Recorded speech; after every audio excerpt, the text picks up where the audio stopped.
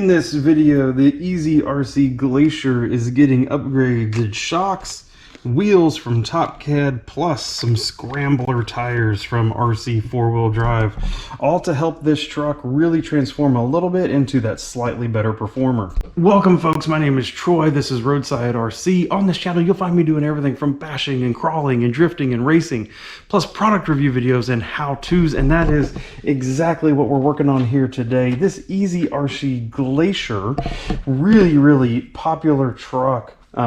Super scale, super fun looking, but a little bit desire on performance. So want some stickier tires to put on it, want to upgrade from those black wheels to something a little bit fancier, so we're going true beadlocks, brass beadlocks, plus we're going full shocks right here, all to increase the performance of this truck. So I'm going to be installing all of this and then giving it a test run out on the crawler course. The first item up are these Top Cad. These are a 1-inch wheel, beautiful beadlock that they provide. Actually designed for the SCX24, but in my original video of where I first drove this and unboxed it, which I can provide a link to up here in the corner, I actually recognized that the hexes on this vehicle are the same as the SCX24 from a dimension standpoint, which means these will work. Also, we have the RC 4-wheel drive scrambler tires, a little bit larger. These are about the largest SCX24 tire that you can get. Check that pattern out there. Really fun looking pattern, really good looking tire. So I got them because they're about the biggest one you can get for the SCX24. So I was hoping with this larger vehicle that they would fit in here nicely. Now I'm a little bit nervous. What you see here is they're a little bit bigger than the stock tire, so I'm concerned a little bit about interference down here on the bottom fenders. That's just something that we're going to have to watch for as we put them on. I'm going to get all these mounted up, and then I'm going to show you how they fit on the truck and what this looks like. Look at this. First one is mounted up. That is looking great. So a couple things I want to warn you about as you go through this. So the tread is clearly directional, so pay attention as you assemble them.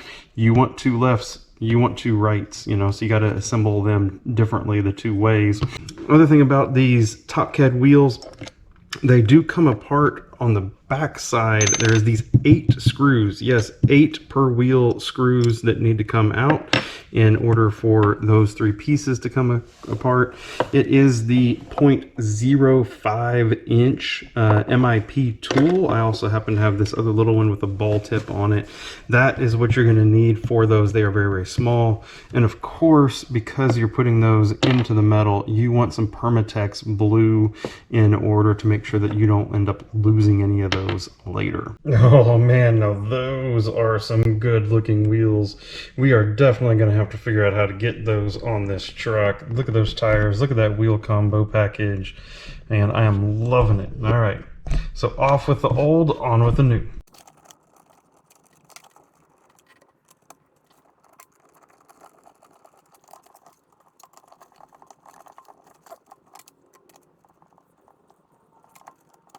And just as a comparison, old versus new, yes, definitely a little bit wider, but even more so, definitely taller when you look at that right there. I mean, we're putting a bigger tire on this thing for sure. Check that out. That just looks awesome. Look at that. Now we're going to do a little before and after. Look. Before, nice, dark, small, kind of blends in. After, big, meaty tires, looking good. I'm also very excited. It looks like the tires are actually going to clear. I was pretty confident that they weren't going to. There might still be, if I fully compress it, it looks like it hits a little bit on this front bumper. I might take that over, just grind that down just a little bit, just clearance it just the smallest amount to make sure that it doesn't hit. But check that out, that is looking awesome. Now with that done, the second thing we're trying to fix is we're going to try to fix that. And so I have the set of 4 shocks, got them from Amazon, rather inexpensive. Supposed to be oil filled, but if I'm honest, when I'm playing with them here, they don't seem like they have much slowness to them there. So we're going to get these out of the box, we're going to check them out. In order to access the shocks on this though, it is a little bit more of an adventure. So I'm going to figure out exactly what needs, and then I'm going to show you what it is. But I'm thinking it's almost going to be easiest to remove the body from the chassis in order to get to the shocks. You can get to the bottom shock links pretty easy, but the top shock links, especially here on the bed, it looks like you have to actually get you'd have to go through the body here to access that top shock mount. So have some work in store for us. All right, so there are 4 screws, 1, 2, 3, 4 that you hit from underneath. That lets the body come free, except for these 3 pegs that go in through the back of the cab here. So hopefully you can see all that rather clearly. Pulled those 4 out, that worked fine. Then popped a screwdriver in here from the bottom and was able to just simply twist and pop 1, 2, 3, and now the whole bed is loose. Of course, I'm leaving it just right here next to it because it still has wires connected to it for those brake lights. Now for the screw, 1.5mm screw takes the top shock mount off. The bottom shock mount, it appears, is actually a ball that you can just pop off. And then we have the stock shock. Now look, when I compare that versus this, I mean, obviously I know you can't feel through the video, but this is significantly stiffer than this spring is straight out of the box. So we might have to mess with this a little bit. These shocks do come with 3 different stiffnesses. I was immediately going to just stick with the softest of the stiffness, but man, now that I'm feeling exactly how stiff this is, I may have to go up to one of the other specs that they include. Now, they don't tell you which one's which. You have to just kind of figure it out, but I believe this is the medium, and I believe the silver is the hardest. The other thing I noticed, I took these shocks apart, and they are, of course, not oil-filled like I thought they were. It is adjustable shock collar, which is pretty nice. I do like that. That's kind of fun. But I am pretty confident this is not going to be oil tight. So if I put oil in it, it is going to just come straight out. What I believe I'm going to use is some of this team associated green slime. It's kind of a thick substance that a lot of times folks use in order to help their shock stop leaking. I'm just going to put some of it, since it's nice and kind of thick but still slick, in there and see if that'll actually give me some type of dampening at all compared to just a spring. Okay, so here's where we are so far. So again, the top of the shock just unscrews nicely. The bottom of the shock is on this ball stud. Now, I thought that was not going to be an issue. I assumed that was just a ball stud bolt that went through maybe a ball that was also in this link rod end here. It's not. That's actually a ball on a ball, both on a shaft, like all made in as one solid unit, which means I can't just unscrew this ball and then put in a longer screw through the bottom of these aftermarket shocks that I have. Nope, can't do that. I need the bottom of these shocks to have the right ball end to go on here, the right bottom side. So over here is the janky customizing that I'm currently doing. So zip tie is holding the spring up to make sure it doesn't do any pressure on the end. I have disassembled the stock shocks in order to get the balls off of them, the ball rod ends off of them. That is, of course, not the right diameter thread pitch for the shaft that's in these new shocks. And so I am actually gluing them in there, all assembled, but need to keep the pressure off so it doesn't push them off. So we're going to do that, fill them up with the green slime, put the caps back on them, and then we will reinstall them. While these are drying, I'm going to start taking off the front to see if we have to do the same thing there. As expected, on the front we actually have the exact same design. So one screw holds in the top of the shock, ball end on ball end, threading in on the bottom side. So I'm going to have to do the same thing and move this ball end and glue it onto the end of that shock shaft. Shocks are officially made. They have the correct rod ends on them now so that they'll go back on. Glue is dry, thread lock to the top, a little bit of that green slime, just a little bit in there, just to help give it a little bit slower movement than it had before. All 4 of them are done. I'm going to get them installed back and we're going to see what it's like. With the shocks all back in there, we still have bounce, but man, it is a whole lot better than it was before. I am interested to get it out. I want to get it out. I want to get out and test it.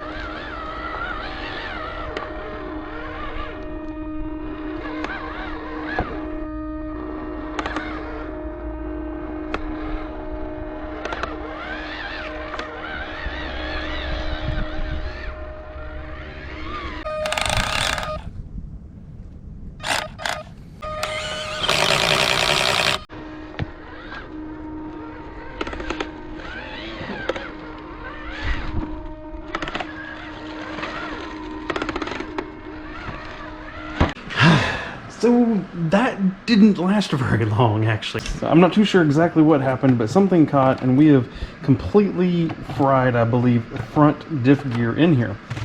So that sent me on a quest to find new gears. So the first thing I did is I found this gear set for the Toyota version of this vehicle. You can see the part number here. There's going to have transmission gears plus differential gears. I saw a very similar picture, except full of steel gears from Horizon Hobby. Metal gear drive axle, and it is only the differential gears. So if you're buying gears for this vehicle, you're probably going to have to buy a couple sets until you actually get what you need. So I'm going to tear apart this front axle and show you putting in these metal gears.